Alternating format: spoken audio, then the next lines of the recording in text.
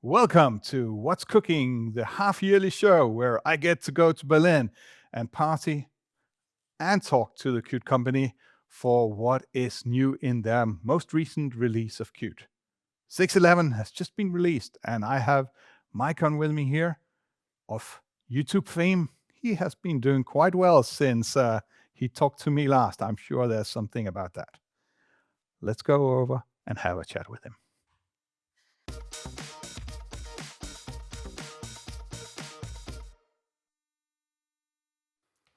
Hello, Maycon. Hello, Jesper. Good seeing you again. Thank you to invite me.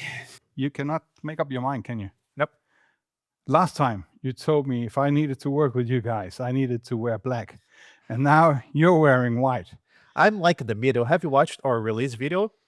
I have watched your videos. Was You not- are like a star over there now, huh? And you see that I was a white shirt now? I created a monster. I was inspired by you, so I put a white shirt and did a nice release video, I guess. Before we get started, let's have a flash forward where we can see some of the highlight in this video. It's a new demo. Oh, you can with more- scroll. I you didn't can- even recognize You can that. scroll. Into the scene. Can we get some drums? The QRangeModelAdapter. QRangeModelAdapter. So let this be a recommendation to the Qt company. Put out a competition on who can create something the most creative. We can hang out with whoever wins. Maybe you can Earning- finally have that pool party that we were talking last time. I need numbers. So the next example here is the image scaling. You should really figure out who wrote this example and fire the guy for, at least if he's in the UI team, because it's terrible. Thing that confused me, and I will not get Maycon into trouble here, so I'll just say myself. And I'm especially looking forward to the part where you say that I'm the best YouTuber of all time. I'm going to Oh, look forward to when that's that a- will come in there. So That's a big spoiler, yes. Qt 6.11 has been released. Yes. It's been a half year since we were here last time. Already? take. Wow, that's a long time. Yeah, we're going to talk about Qt 6.11, and I got a few notes here of what is noticeable seen from my point of view. QCanvasPainter, Yeah, good one. QRangeModel Yes. and Adapter on that one. QGraph seems to have got some changes too. TaskTree, Yeah. that's an interesting new one we're going to spend a bit of time on, so hope you're up for that. Let's go. And then all the rest that I hope you can enlighten me on. That's a big release, a lot of things. Don't know if I have time to talk about that, everything, but let's try. I brought my laptop I see. because in contrast to your videos, which seems to have this tone of noisy techno music on top of it so we can't hear what you're saying, we're going to take it slow and dive into things so we can get a good idea of what's going on. All right. QCanvasPainter. Yep. For $1,000. Are you ready? Wait. Let's go. Can you tell me, Yes. what is that all about? So it's a new imperative API painter. It's hardware accelerated, 100%. So it's using only a compact set of APIs that performed really well in the modern GPUs.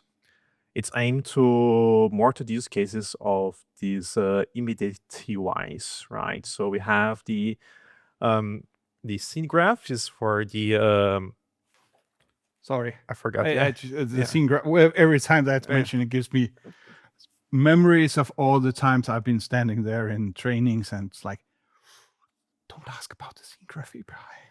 So we're done with that now. You say that's a great relief. They are complementing each other. They're not there to substitute. They have different use cases. They are working better for each.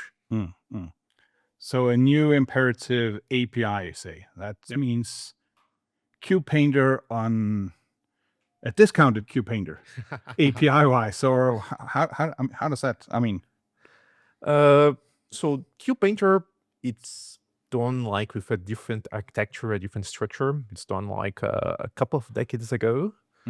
Software couple of changed. decades. Yeah, Like that's 30 true. years ago, my friend. I don't want to say the numbers, you know. You weren't even born back then, were you? And things changed, like, and it's not the kind of things that would be easy to rework, refactor in a proper way without breaking what exists. And this is still a valid setup for rasterizing, depending on what you need. Different hardwares, maybe you want to use that. And the QPainter is a little bit different. It's a modern architecture. Only use GPU acceleration there. There's no rasterization. There's no CPU software renderer there. So that's a different use case as well. And for all those kids out there that still do not know what QPainter is, it's this API that can work on widgets, on QQuick items, if I remember the name correct, on QImage, QPixMap, QPrinter. I guess that QCanvasPainter is not going to work on any of those. Not directly. You have the QCanvasPainter item, if I'm not mistaken. That's the similarity of this, but that will be a part of UI can be drawn and rendered with that. And we have APIs for both working with widgets, working with QQuick. And if you look on our examples, there is even an example that you can use directly APIs without those components. So you can use directly on top of RHI on a Q window. You can kind of create your own version of your components, let's say, using hardware acceleration, using QCanvasPainter. Give me an idea here. QPainter. I'll say the QPainter version, you'll say the QCanvasPainter version of that. So draw line. That seems to be the... I think it's draw line as well. Okay. Then we have draw image. That one is different though, isn't it? I need to remember now. Yeah. So draw image has the problem that, at least as I understood it, and forgive me for knowing things that I should know. I've been preparing a lot for this interview here. So draw image has the problem that you have the image in QPainter API. Yeah. The image comes out of nowhere. It's on your CPU, but you want to do it on the GPU. So you need to upload it in the TaskTree. Yeah. So that's a rather big change there. One of those, yeah. You kind of alluded to it, but why not just adapt QPainter? I mean, all of us that has millions and trillions of lines of QPainter code out there, we need to rework all of our stuff to a limited API, or how do you see that? The QPainter still works, as we talked before. You can mix and match both. Not all the use cases that QPainter does, we can do with the CanvasPainter. That's one of the outcomes. And we would not be able to guarantee one-to-one comparison. So rasterization and the GPU acceleration, they will not be one-to-one. So we cannot guarantee that will be the same, exactly pixel perfect outcome. So and we don't want to break things that are working. That's never the goal of the Qt project or the Qt company. Right. So we think like, hey, let's QPainter do what does best, and we'll use QCanvasPainter and also what it does best. Okay. I looked a bit at the examples. If I go into Qt Creator and I type in the examples line editor, I type QCanvasPainter, I see 3 examples. Yeah. I see a first example that is a medical thingy sitting right here behind my... That is blinking there. Dip, dip, and I can turn it up a bit, and that's your heart rate for the next question here. That one doesn't do widget. It doesn't do QML. Just raw Q window, I believe it's called. Yeah. That is drawing on there. Then we have a Q widget version. That doesn't do much. It is rather boring. It's you just see it there.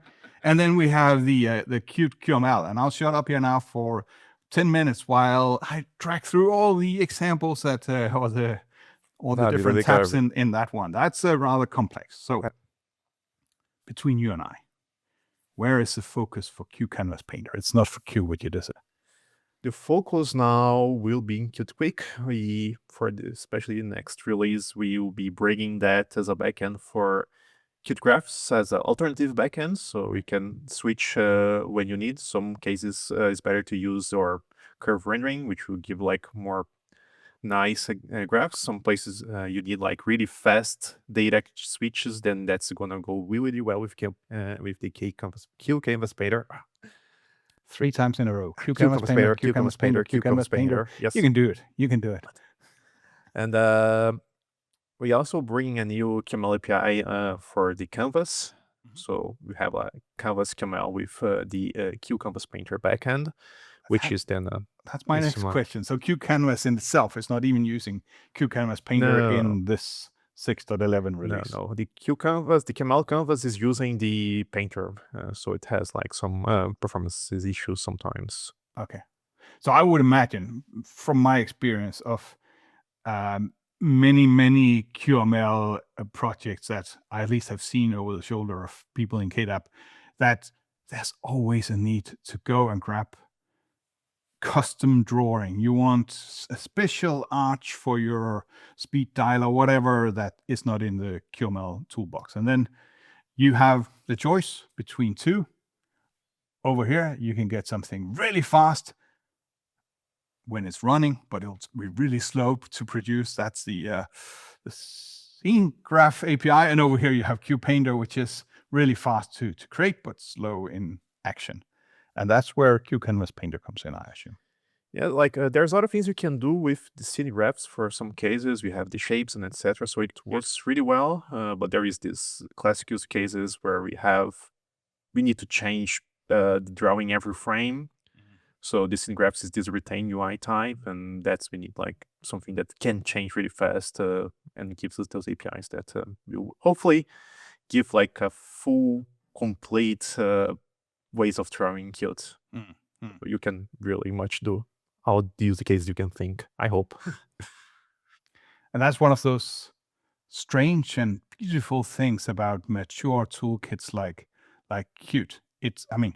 We can spend a whole day here going through all the different ways you can get a pixel on the screen. You can go with in widget or in QML or in 3D embedded, or you can do it with shaders, with painters, with canvas painters, with canvas, with it must be difficult for new people that is discovering Qt to maneuver around that. Yes. So we started the QCanvasPainter in 6.11 as a technical preview with C++ APIs. So we are basically doing the I would not say backend code because like it's a different setup, but like all the bases that you need to draw stuff. And for the next versions, we want to make it easier. So we want to bring it as a backend especially for the QML I was saying. So people would actually don't need to write directly with the QCanvasPainter, but something that's easier with like QML APIs. And for some places, you have just a property that you can choose like a num or a boolean. We are still defining the APIs that you can choose which kind of rendering you get for that case. So you will continue doing the old style, right? The QML and Qt Quick you do nowadays without needing to worry that much with the QCanvasPainter APIs. But then you have some properties that you can switch and you get this behavior that you want without needing to worry too much to implement this behavior. Okay.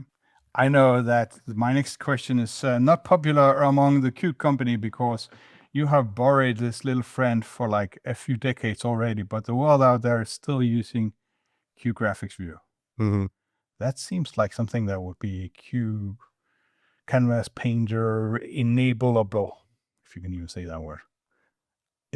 Are you gonna do anything QGraphicsView, or is it entirely dead in your world? This is in our backlog, something that we already considered for a while. You can do already that with the scene graph. So it's not the Canvas Painter is like the big change in there. But we decided like first let's do the Canvas Painter. It's like quite powerful, may enable us to do even the graphs view in an easier way or cover all the other cases. And then we also need the feedback from our users, from our customers to know like, hey, what we really need there. So probably the next steps after we've stabilize Canvas Painter, create the APIs we want to create and have people working, that we then go to the next steps, probably will be then this kind of use cases. Okay. QGraphicsPainter tech preview in 6.11. So QCanvasPainter. Sorry. 3 times again. Oh man. QCanvasPainter in 6.11 as a tech preview. So give your feedback to the Qt company. So it's perfect in 6.12. Is that going to be when it's entering into stable API? Hopefully, yes. Let's see. Yeah. Final question on QCanvasPainter. what does the migration path look like for you? Are we just going to continue using QPainter for all the code that is not critical, or should we migrate? And if so, is there any tooling available for us? Any pages of the internet that tells us this maps to that? Do stay clear of, or be careful if you have this kind of construct. Overall, I would tell like the most interesting path is not migrating to QCanvasPainter one-to-one. I would say like thinking about migrating your application to Qt actually, so you can benefit from all the things we have there, and not just the Canvas Painter, but all the animations, properties, bindings, transitions, states, and this kind of stuff that we go there. We don't have a migration tool yet. Still, like, we're in the technical preview state. We are looking at the APIs. We are stabilizing, fixing bugs as well. Hearing the feedback, what's something we may considering, like getting better guidelines so people can understand what are the main differences. Yeah. Okay. So I'll just go and take my 10 million lines of Qt widgets code and migrate to QML, because then the world was going to be a better place. Yes. Yes.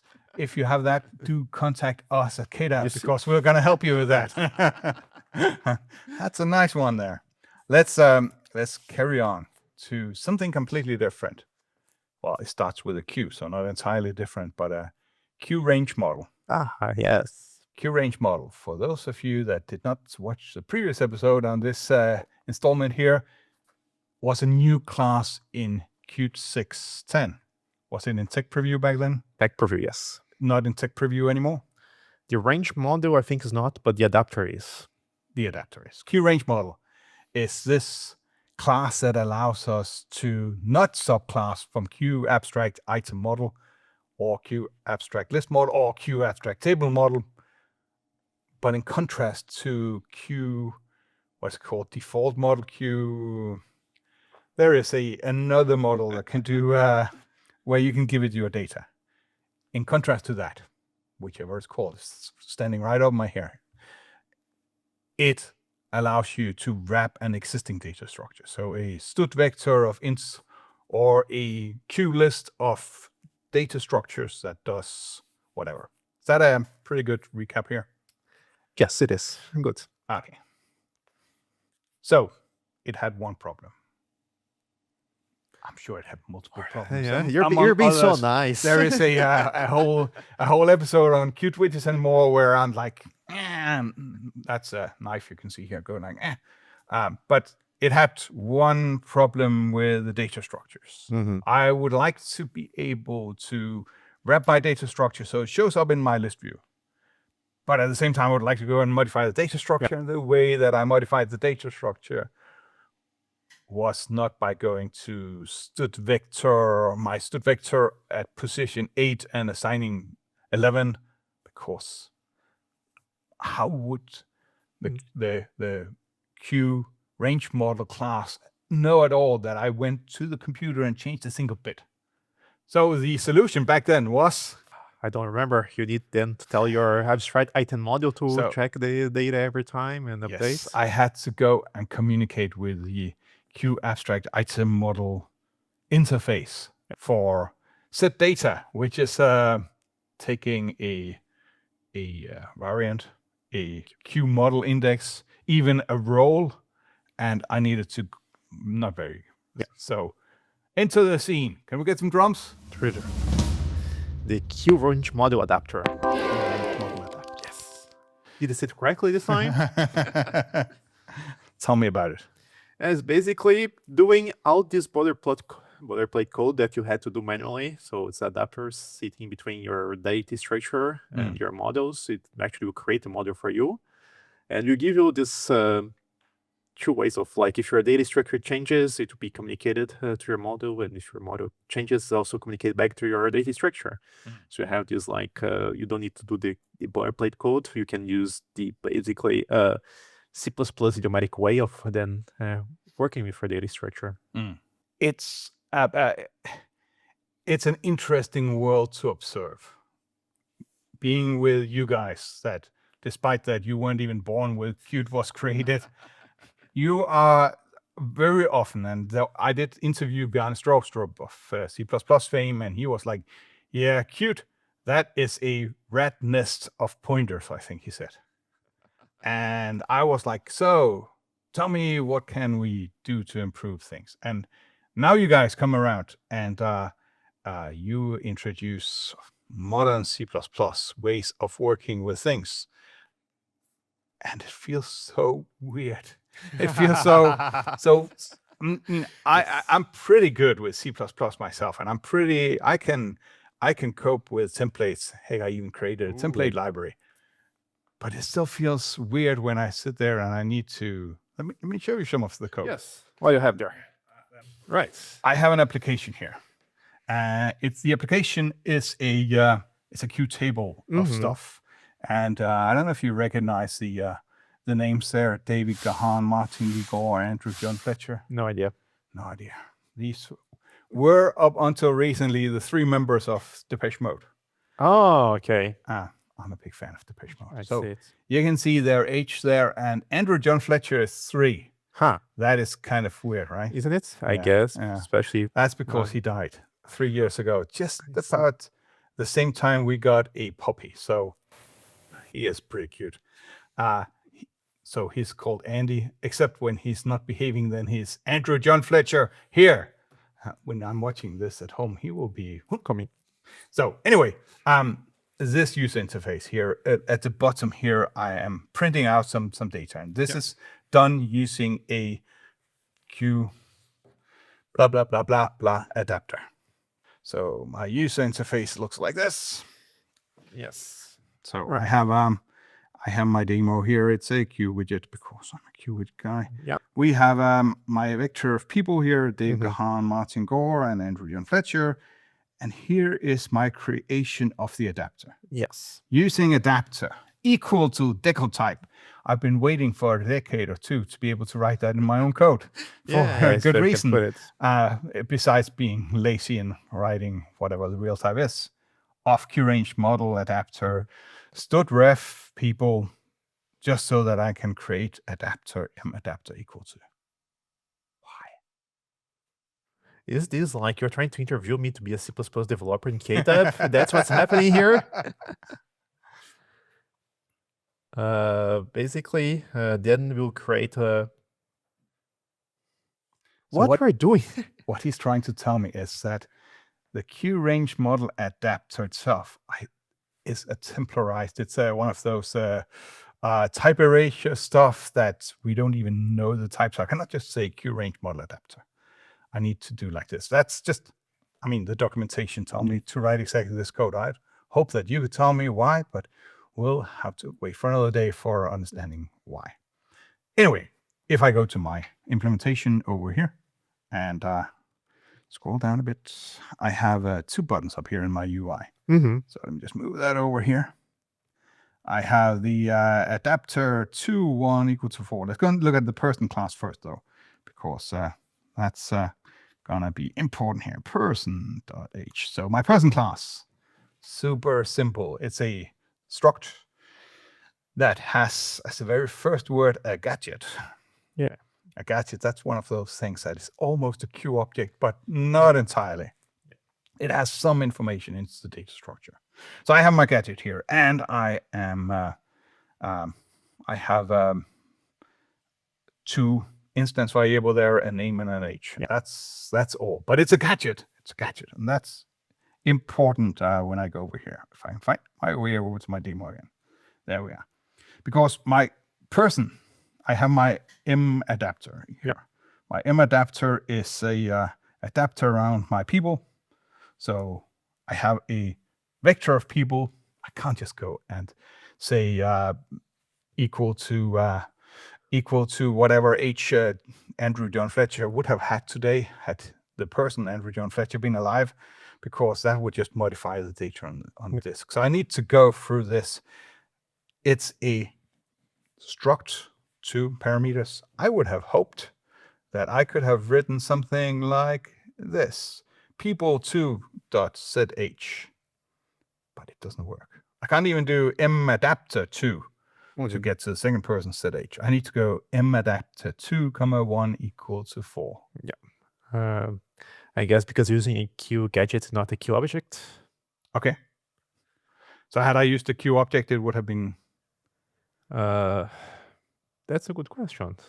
Have you tried it? Well, Q objects have this disadvantage of being very heavy objects. So Yes. very heavy, like everything is...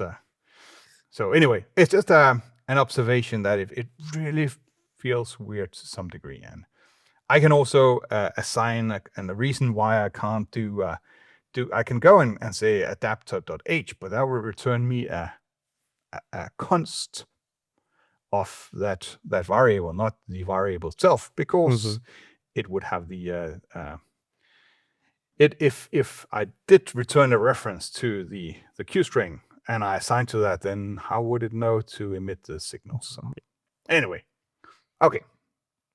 And then I can do person Alan Wilder. That would be the first member of the page mode that left that I can assign. And just I can adapter here to 1.4. And now John Fletcher got 1 year older, or I can assign Alan Wilder. If I click and press it, there we are. And we can observe that it's updating the data structure, however, where I access it. Go and play with it at home. I'm sure you'll want to play with it at home too. And indeed, it's a big change. Yeah, it is. So in the section of mocking the Qt company now, you guys did not include an example of QRangeAdapter in the example section, which I will encourage you to do, because it is not trivial. I could not have done the QRangeAdapter original without the blog post of, what's that? Volker that did that long ago. And he did an updated blog post, which I only found way too late. So I had to practice a lot with it. And I was Googling. Googling QRangeModelAdapter. And then I got to the blog post. I was like, but I want to see the documentation. So I added the word doc.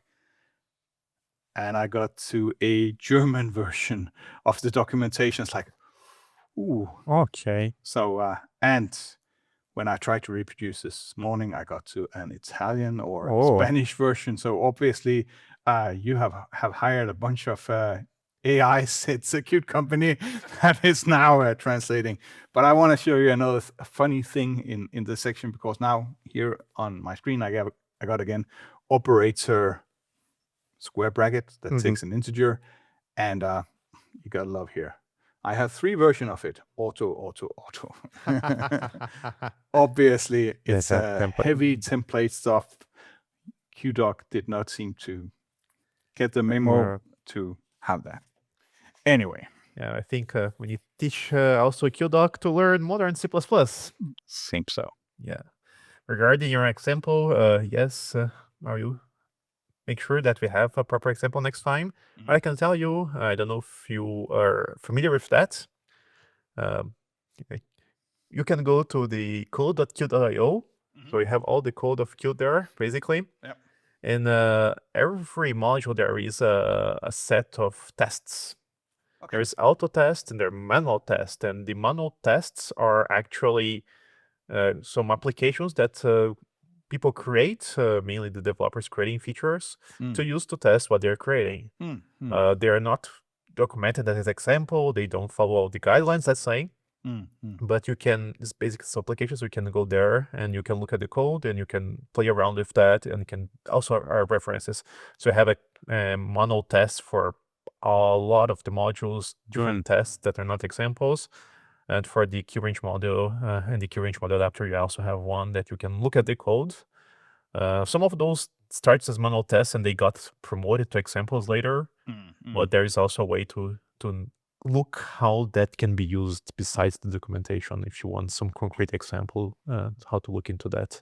And examples, I imagine, are not just let's get the intern to write a simple example, because you need to think about how it's read, really. Exactly. Examples are used to teach people. That's the thing with the example. So it needs to be well done, needs to be correct, needs to make sense, it needs to be well documented, and it needs to work in all the platforms as well, properly and without issues. So they're part of our CI as well, etc. So that's the main difference. I would assume all your test also passes the CI. Not the manual tests. Okay. So that's like we have the auto test that they're part of side. They have the manual tests that are for checking, like, and they're changing. If you go to the dev, probably there are tests that are using new code that's already not in the specific release. Okay. So they're using to test out on new features. Okay. That's the main difference. So if you want to know like the latest in Qt, that's also a good way of looking into that. QGraph. I gotta admit, I have not used it myself. Oh, So we had a charting engine in KDAB 20 years ago that is still alive. It is absolutely not as fancy as this, but it does the job for the part that I need. So I will hand over, I was about to say the mic, but I'll hand over the mouse to you.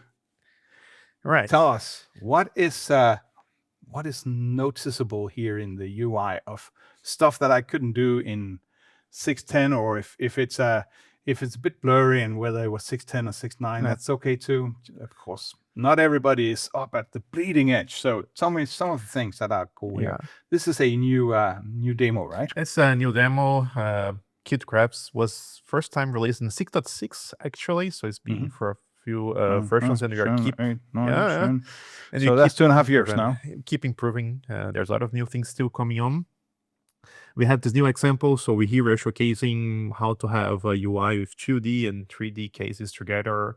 You can scroll. I didn't even recognize that. Scroll. Is your screen also touchable? You can also use the touch screen if you need.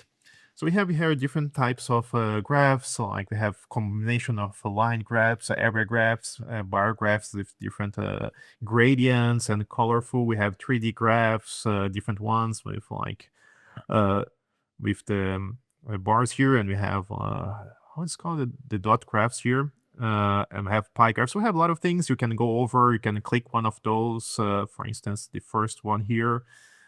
So we have a zoom. You can now pan here on the axis. That's something new. So you can also zoom in, zoom out. All these kind of things are fairly new. You can reset the zoom here. You can change for here. You can see the other graph. So we have this nice UI that you can play around. And you can also come here in settings, for instance. And here you have like different settings that you can check on this graph or any of those. So the 3D graphs, you have different settings. Let's go to the surface graph, for instance. Here we are looking at general settings. So for that, we're applying all the graphs. We also have like individual ones that will be how you can customize your graph, how you can look at. So we are showing like all the powerful things you can do with graphs, how you can style them, how you can use them. You can even also, we have live data. We have a full C++ simulator in the backend, so you can also see your data to change like as you go, change your interval here. And if you go to the main screen, like everything should be updating. If you have like, I put like an interval that's not that big, so you can see like the data changing a little bit here, a little bit there. So it takes a little time depending on the data you want to show, but yeah. So one of the things that I read in the documentation for the release notes was that you can now have delegate per item. Yes. What does that look like? Should I show something I can put on the screen later or something? So sure. This allows you to change how your graph looks like. So you can basically custom draw the graph the way you want to. And we have some examples. For instance, we don't have a candlestick type of graph. Okay.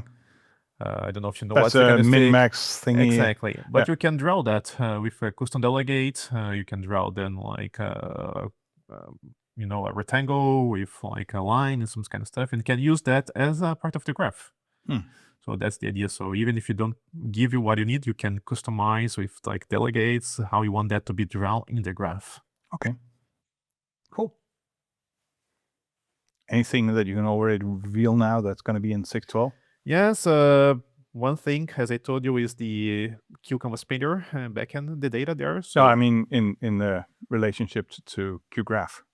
So they will have CanvasPainters running Gotcha. with QGraph. So QGraphicsView have like you can choose the Canvas Painter to draw the graph. So for instance, here we have this first time series trends. Like, but if you have a lot of data, a lot of changing data, a lot of lines, that would be really good with the Canvas Painter with QGraphs together. That we've done using QGraphs APIs. And there's something that people are asking a lot that we also call is our logarithm access. So that's something that's we're coming with 6.12 and other APIs already that we are looking into. I mean, first we had COVID-19, then we had AI, and still you do not have a logarithmic graph, so I can paint the hockey stick properly. It's basically because the axes are using shaders, so you need to change the shaders. Back then, it's not just drawing with QPainter, you know? So it's not that easy to change some things, but it will come, and I'm sure that will be quite nice for a lot of people using it. One thing I didn't ask you in the section of QCanvasPainter, there we are. I said it 3 times before, was you're saying it's GPU, it's accelerated graphics and whatnot. I need numbers. What are we talking about? Speed up of 2, speed up of 2,000, 220. So the thing is, it depends a little bit of your GPU or your hardware. Okay. Yeah, of course, the numbers will change.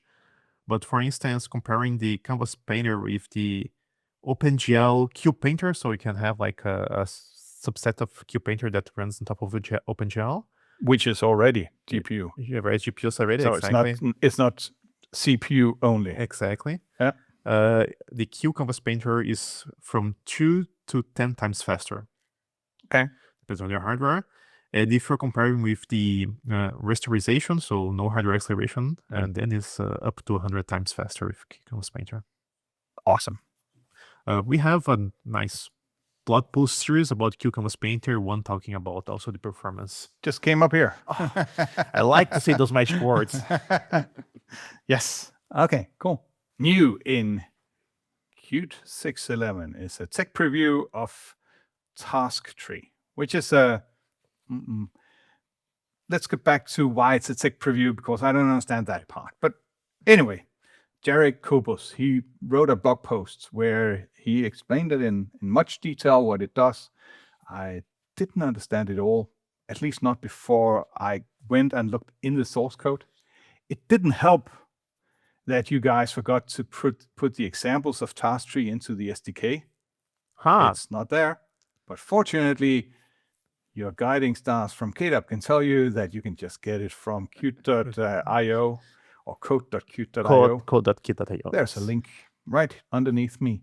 That's what we always say. There's no link down.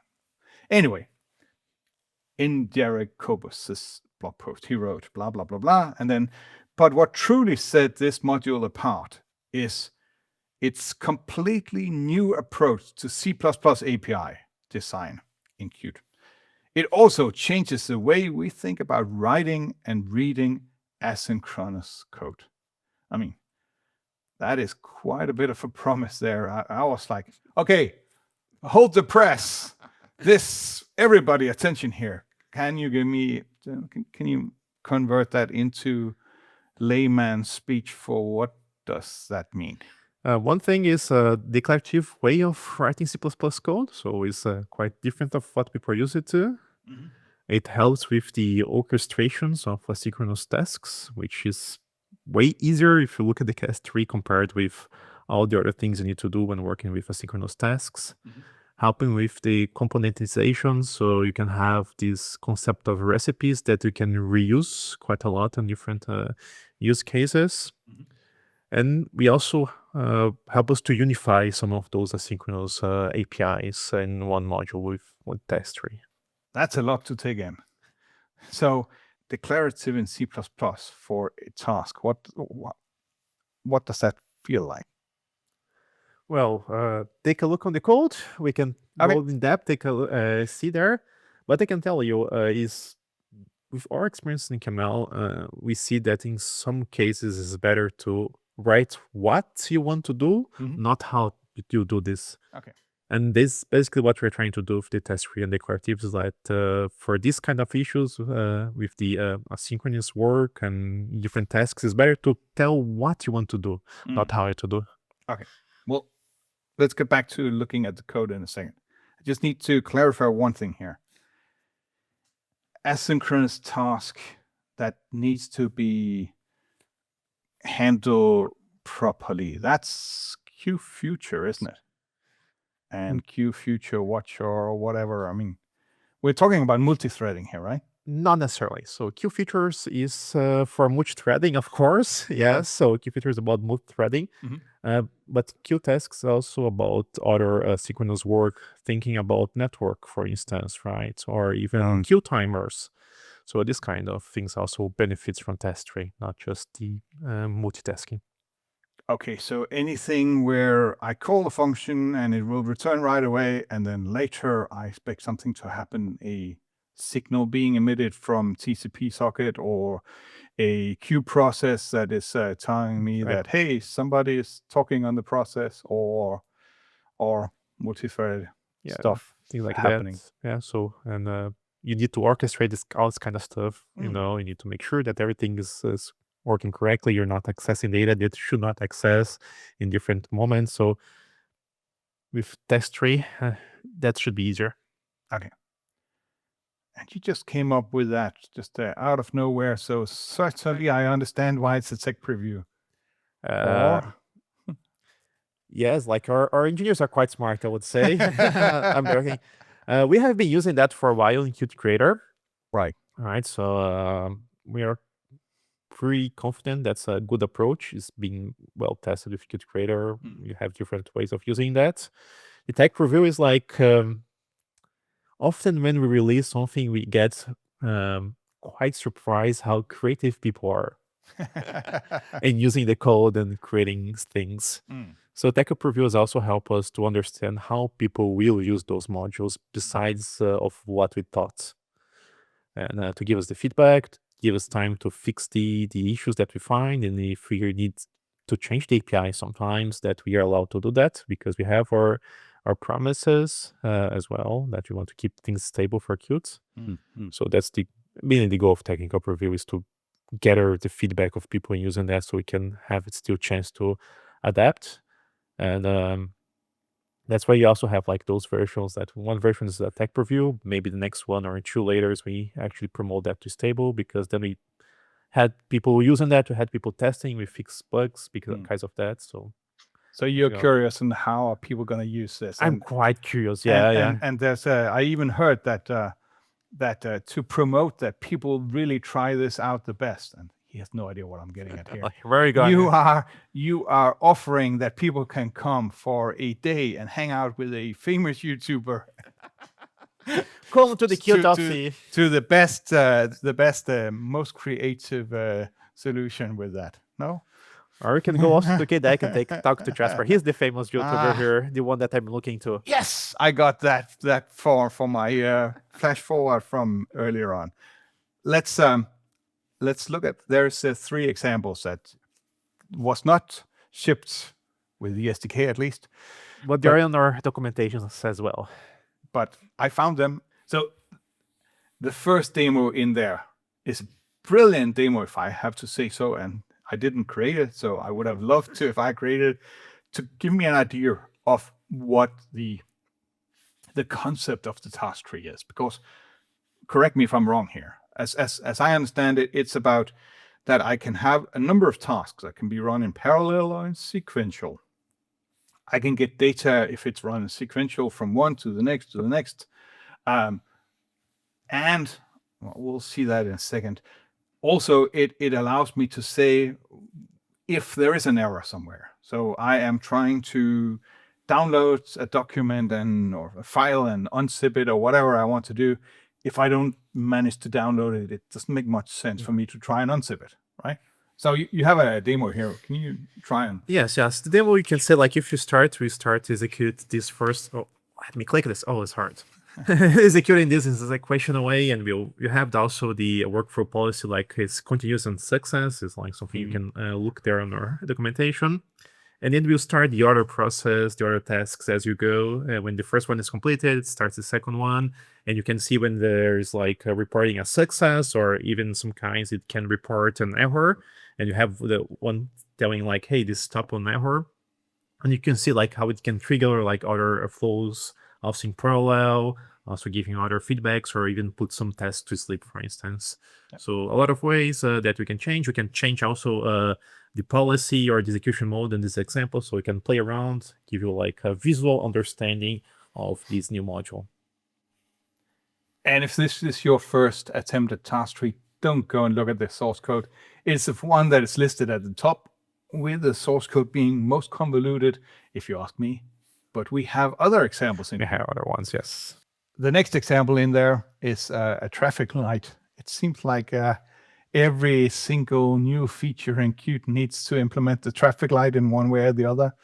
Can you tell me something about this this traffic light here? And where is I've on my disk I found the recipe for it. Can you tell me a bit about that? I think like we do traffic light because it's most classical use case when you're studying. As I told you, one of the ideas of our examples is to teach people. So we're also using things that they are familiar with it. Fair enough. Here we have this recipe that is have this forever statement here, which is mean while true. If you work with coding, basically it's a while true. And then inside that we have two groups. Every recipe, like if you go to the forever, as a standard, we have that everything will execute in sequential way. So here we take like for forever, we execute the first group, and then we later execute the second group. Okay. Then so we start with the first group there. And this one, we say like stop on success. So when is a success means that you get out of this group and go to the next one. So it's just like, as you would expect with like a for loop, that you have like also this kind of stop if you need. And you tell that's parallel. As I told you before, the default is sequential. And here you tell that's parallel. What's parallel in here? Because then we have signal aware tasks, and then you have another forever loop. And this is the things that we run in parallel. So we have this signal aware task waiting for something that we're running there. And then we have another forever loop running at the same time. So we have this loop that goes from red to, yellowish, green, and back and forward. So this is the classic switch light test. So you go like one line, wait for 3 seconds, next line, 1 second, and so on, so on. And until it gets this signal, which is basically the button that we have there. That's the yeah. So when you sound control smash for this this one? button, yes, Wow. exactly. So to get this signal aware test that was running parallel, received there, and that we reply that okay, that means a success for us. If you look on the code, like hey, later you can see like okay, that's will emit a success, and then we stop. Because we say like stop on success, and that will go to the second group, which is because the first forever is So this is stop on the first success. Exactly, because Okay. the first group, as we defined, the recipe defines that. But I mean, we have two things running in parallel here. We have the signal awaiter task, which is basically just waiting for that signal. And we got the forever group down there. Yeah. And both of these tasks can succeed. So the stop on success is stop on when any of them succeed. Okay. But then we're using the signal await task that you get your success. They will trigger the success there. So you look later with the signal aware task code there. You can go there and you check like this will emit a success. Okay. The other one doesn't. So if you don't have that, we'll be running a loop forever. That was me. So now I broke the traffic light. It's blinking yellow at me. Exactly, which means that actually it went to the broken state. You should look, and it's pretty much the same. Like I stop on success, the success will come from the signal aware tasks, and forever we'll be blinking the light yellow one off. So pretty much the same code. When you click the button again, then you go to the repair mode, which also is a stop on success. So the second group will stop because you emit telling like, hey, one of those tests were successful, so we're getting out. And as you are in this bigger forever loop that goes sequentially, you go back to the first one, and that you go. And we need a service announcement here for all of our American friends. First of all, don't invade Greenland. I'm from Denmark, so just had to say that. Second, this is a traffic light. You might think that they are like going like this rather than that. And did you know that in US you do not have that state of red, yellow? That confused me quite a lot when I was driving in US. So this state here, doesn't exist. They go straight red, yellow, green, green, yellow, red. They don't have the red, yellow state. Let's go to the next example, shall we? Because I love this example here. I mean, I have seen quite a few implementation of traffic lights, and those that are using state machines and you're setting up the state and a parallel state and state here and state there. It's like all of this, just I could have done this in 5 lines of code, but we needed to have all these. But here we have the 5 lines. Okay, quite a bit more, but very concise, and that's where I was saying, I like this TaskTree stuff. It's pretty neat. The declarative way of doing is also quite nice, in my opinion. It is. But this was the 3rd example in the suite. The second one in this list was confusing me even more. Okay. Because that was in Dane Jarrek's blog post. He showed us the example, didn't show us the detail of the example, if I remember correct. And I was sitting there looking at it and say, how do we even get a chance to go from, how do I get my data from one step to the next step? And let me just show you the code there, and maybe you can, we can work together trying to understand the code. Yes. So the next example here is the image scaling. You should really figure out who wrote this example and fire the guy for, at least if he's in the UI team, because it's terrible. You can click on a URL here, then you can type in a URL, and it's this dialog, mind you, and press add URL, and goes down there.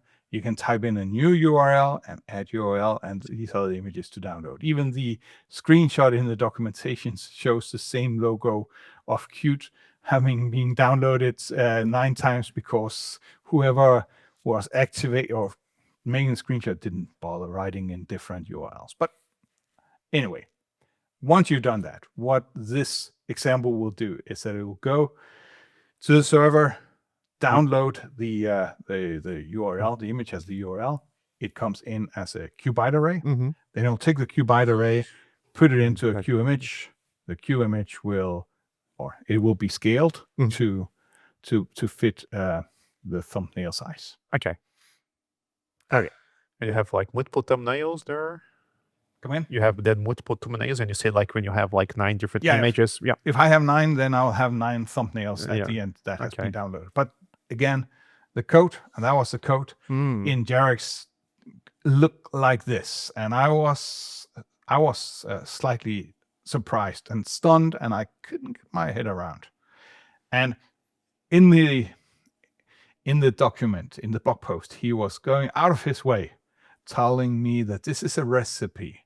It is not the actual code executing. So when the code will execute, then this is what will happen. And I was looking at it. Okay, so first of all, I was stunned. This was I think this was the first example code that I saw, and I was like, okay, what does all of this mean? And it took me a while before I realized that this selected here part is really just a brace initializing list of items, and these are special instances of those classes. So that's the declarative part of it, I guess.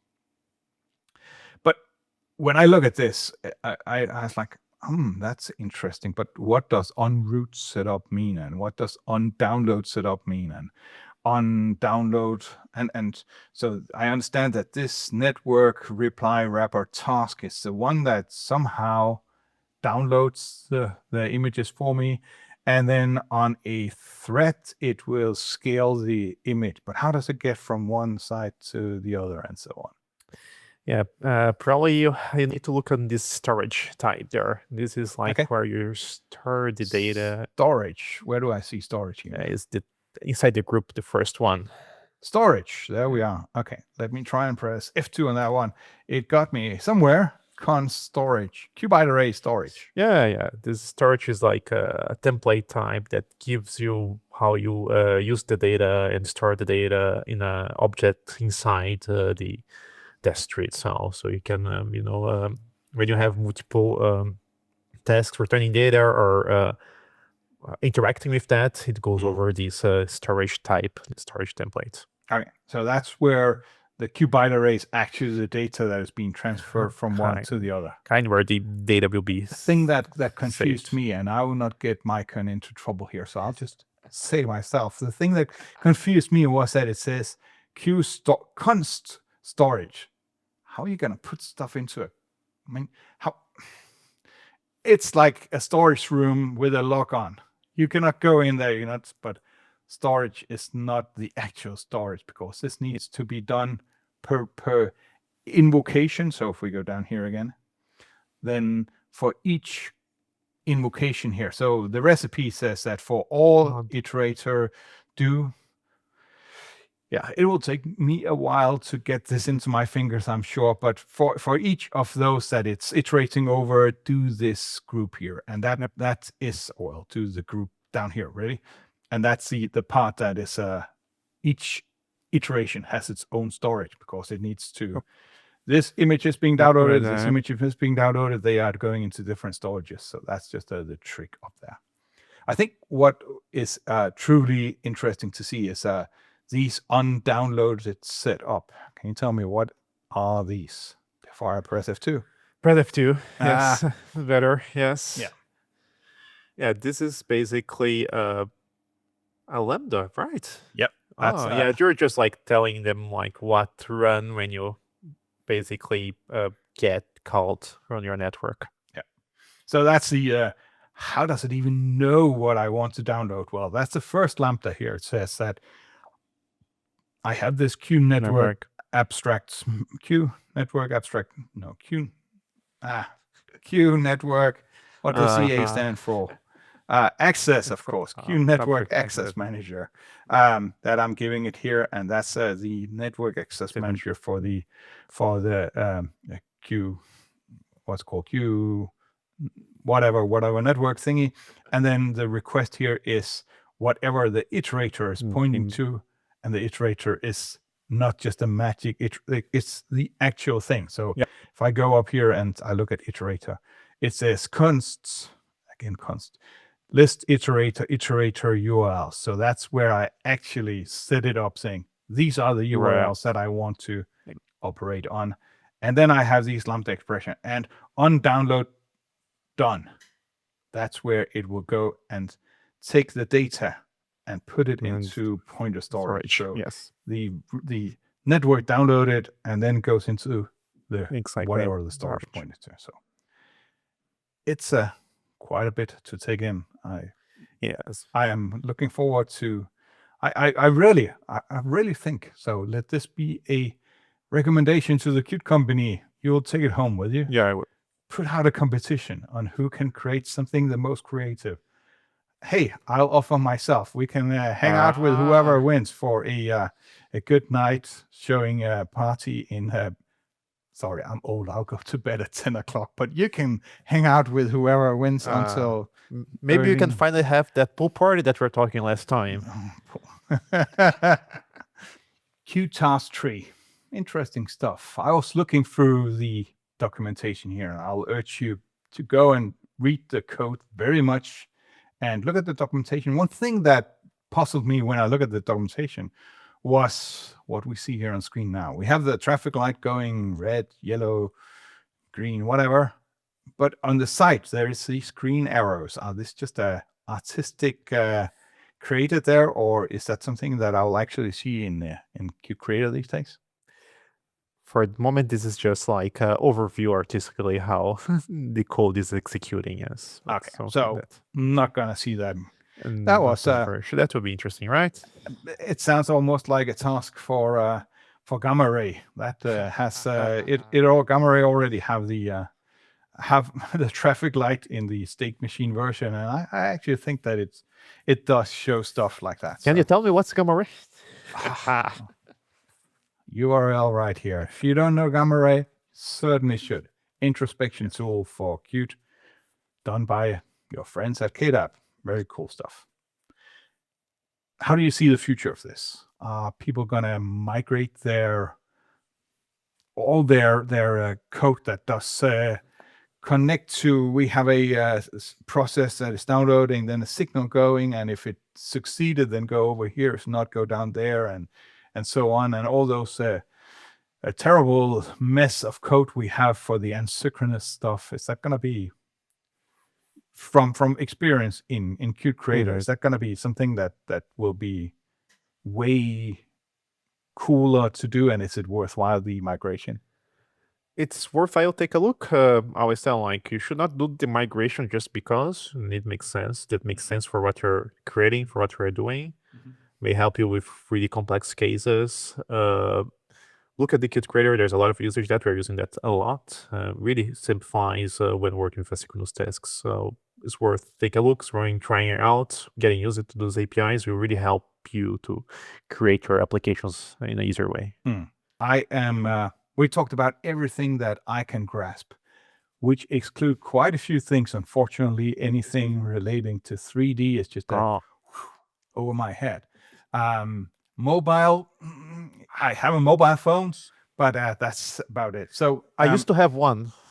It's gone now. You threw it on the table. So let's try and finish up here with a. I picked a few things from the release notes, and I'm searching for them here.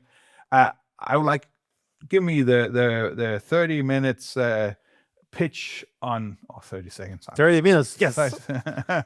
30-second pitch about why we should be excited about this and what is going on with the 6.11 release. Yes. Are you ready? I have a few keywords here. Let's go like that. You throw me the keyword that tell you a little bit about that. Where do you want to start first? Accessibility. Yes, there is some new rules coming out. There is like one for EU, one for USA. We also see some comings from APAC area to improve the accessibility of the softwares. We have been working not just in 6.11 release, but for the previous ones to improve accessibility on the Qt applications. It's been, part of Qt for a longer time, but we also checking the feedback we got. We checking that like it's easy to work with that, checking if like it's fulfilling the regulations, and also adding some new functionalities for people. So really worth take a look. Qt's a good framework to create accessible applications for multiple platforms, even like mobile embedded desktops, even WebAssembly. Okay. Web and connectivity, also known as Open API. Yes. What is that? Open API is a standard to work with HTTP. And with the new 6.11, we have Open API generators for Qt. So you can basically give the Open API standard code that you have, and you generate all the code that you need to work with Qt, and makes it easier to request things from web services and networks. We have a nice blog post showcasing how it is actually way simpler to do that using those Open API specifications to create this kind of applications that talks to web servers. I didn't hear anything after he said HTTP. We have QHTTP for that. It has been around for like 25 years. 3D improvements. A lot of things on 3D improvements. We have screen space global illumination. Screen space what? Screen space global illumination. Screen space means like we use what you see on your camera to create the reflections and create the lighting bouncing there. Okay. So it's not the full scene. That will take a lot of resources, but the screen space gives like a nice performance by quality. So it's a quite good balance. It's using multiple how can I say 3D engines as well. So it's a quite trustful way of getting the good results there.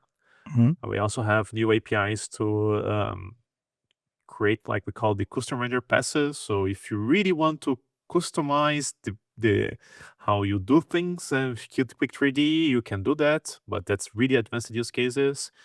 You really need to know what you're doing there. Otherwise, keep using the Quick 3D, the regular custom passes that we have there. They work really well. Okay. QML language server. That's a new one. Not the language server itself, but the changes that you're doing to the language server. Yes. There are some new things, like we have ways to go update the CMake calls. We have fix some bugs, and there is like a really cool functionality that you tell me like finally it's coming here. Is basically you can jump from the QML code to their implementation C++ side. We are in the future. Finally here. So you can just press F2 there and you jump from the QML directly for the C++ implementation. That's quite neat. And then I saw there was a bunch of things about Android. Yes. Well, we have improved like how to work with C++ and Kotlin with the QGen stuff, so it's easier to work with that. We also have a new way to deploy to the Play Store with some service from Google that you can break up your package there. And we have a lot of new improvements for the Android Automotive. We bring some modules to stable. We also some ways to run your application while the Android kernels is starting up, so you can have like faster automotive UIs even when your Android is set up in. So when I say Android, you say automotive. So There's we are Android talking about Android. There's Android automotive. and there's Android Automotive there, so it's like And that is big the batch. true. It's not. It's the Android sitting in my car, not necessarily Android on my phone. That is the focus area here. Yes and not.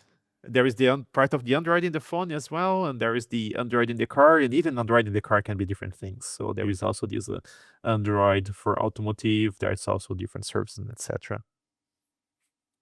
And that was my list, which brings me to the final question here. Okay. Qt 6.12. Yay! Any things you already started working on in 6.12? Yes. As we told last time, like a lot of things that we do in the release takes more than 6 months. We're working them for more than 1 year or multiple years. But the 6.11 is LTS release, and for the LTS, we turned down a little bit of the new features. We focus on bringing all the things that are in technical preview to stable, fixing bugs, guaranteed the quality, security patches. And one thing that we're aiming for this 6.12, that is to be as much as CRA compliant as we can. We still needing some guidance from the authorities to give us like how to, get the compliance notes. But we are working with external partners and also looking at what the rules now to make 6.12 as CRA compliant as possible. And for those of you that is not entirely up to date with what CRA is, Yes. CRA is to software, what GDPR is to the rest of the world, something terrible boring that somebody had come up with, or It's maybe boring, but it's quite important to, Right. For all of us that are not just coder, but using software. Like software is part of our lives, is in our cars, is like on our fridges, is everywhere nowadays. So I think there's a good side on that. Regulations can be, annoyance sometimes, but there are reasons why they exist to live in a society. but CRA, and we're getting ahead of ourselves here for the next release, but from a user's, not a user, from a software developer's point of view, so user of Qt, as in I write stuff ending in semicolon in the right languages, there's not going to be much change, are there? Isn't it all going on underneath the hood? And I think we can have a proper CRA review later, but the idea is also that you need to be sure that your software is getting all the secret updates they need to have. When we find, like somebody finds a secret flaw on your software or a third part that you use, you should be able to patch software and that your users use the latest version without those security problems. And I think that's the goal for everyone. And let me just end here with an advertisement for your twin that is not with us today. Maurice did a presentation at Qt World Summit on CRA that I slept. I watched half of it. It was, I'm sure it was interesting. Again, I'm not into that kind of things. But not even with Maurice. Maurice is a good entertainer. Yes, and that was why I watched half of it. Oh, I see. Just because of Maurice, I see. Finally, we've been talking about QRanges, about QCanvasPainter, about TaskTree. I'm just curious, what is the order of magnitude of effort being put in? If you had a pie chart and we needed a piece of cake here and there's cake there waiting for us to be done here. The one that we were cooking before, right? Yeah. So what was the big thing in Qt 6.11 time-wise? And in terms of effort, I think the Canvas Painter was probably one that we spent most time. If you see the presentations and notes, we talk about Canvas Painter already on the latest World Summit. Right, we also had that on our contributor summit. So you're talking that for a while. You're doing that more than 1 year. So it's taking a while to make sure that you have a proper implementation of that works in multiple platforms that we are there. Although it's working on top of RHI, which is like quite good, but it's also is a completely new way of doing this painting, right? So making sure that everything works, everything's connected. It took us a while. We wanted to do it right from the first go. Qt 6.11.0 was released not long ago in our timeline, at least. Yes. We're gonna see 6.11, 1, 2, 3, 4, 5, whatever. It's a long-term. No, 6.11 is not a long term. Oh, I thought No. you said so. 6.12. 6.12 is a long term. 6.12 is LTS. So Gotcha. we broke the cycle with 6.8. What changed is that 6.8 is 5 years supported for commercial customers. LTS used it to be 3 years, but now they're 5 years, so they're longer. And then we introduce a little bit of delay between the LTSs, also to help us to maintain different versions in parallel, but also to our customers to easily transition to the new versions. Yeah. Well, congratulations on 6.11, and Thank see you in half a year again in Berlin. I'm not sure if we'll be here. There are other people also wanting to talk to you. It's being a problem there, but I tell I'm going to talk to Jesper, and people why you again? I want to talk to him. I want to meet famous people. Maybe get somebody new to tell to you, or maybe it's Maurice again. I don't know. He doesn't want to share the cake that easily. Thank you very much. Thank you as well for being here.